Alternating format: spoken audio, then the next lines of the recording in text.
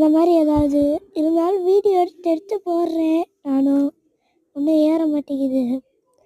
அதனால் கொஞ்சம் பார்த்து பண்ணி விடுங்க.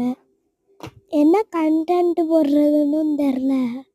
அதனால் நீங்கள் ஏதாவது கண்டென்ட் பார்த்து சொல்லுங்கள். இந்த மாதிரி பண்ணுறதுக்கு பார்க்குறேன். யார் யாரெல்லாம் என்னை பிடிக்குமோ கமெண்ட்டில்